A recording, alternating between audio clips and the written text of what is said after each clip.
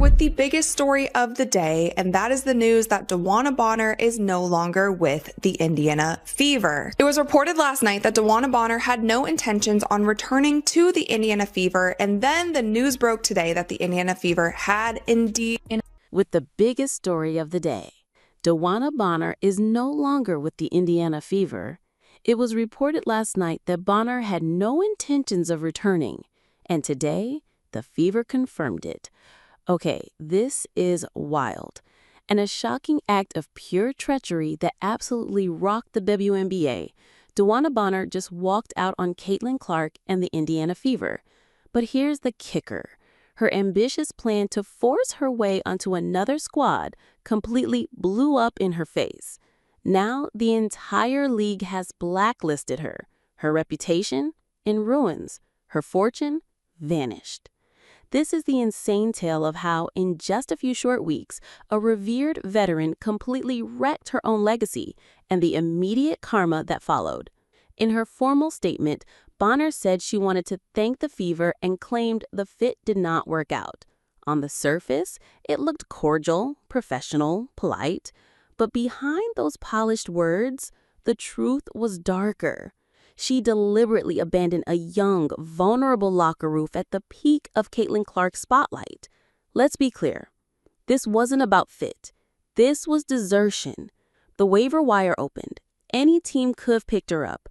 But when the 48 hours ended, silence. Not a single team filed a claim. Why? Because Bonner wasn't just leaving Indiana. She was trying to manipulate the system. Reports revealed she contacted teams directly, warning them not to sign her, all so she could force her way to Phoenix Mercury. A bold power play, but also reckless.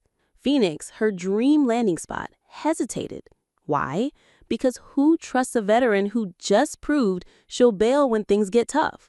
And then came the financial fallout. By skipping waivers, Bonner forfeited her guaranteed $200,000 contract. In Phoenix, she'd only make about $80,000. That's a six-figure loss, self-inflicted, pure hubris. But the damage wasn't just financial. Caitlin Clark, the rookie who needed her leadership most, was left abandoned. The message to Clark and her teammates was, when it gets hard, you can just walk away. Even worse, not a single veteran in the league spoke up to defend Bonner. The silence was deafening.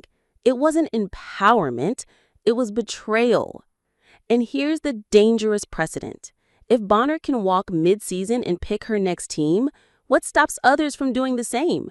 What happens to contracts, to parity, to trust in the league? Yes, she made it to Phoenix, but at what cost? Her reputation shattered, her finances wrecked, her legacy forever tarnished. This was supposed to be a veteran leader's last great chapter. Instead, it became a cautionary tale of arrogance, betrayal, and a career destroyed by its own author. So I'll leave you with this. In sports, there's a line between empowerment and entitlement. DeWanna Bonner just showed us what happens when you cross it.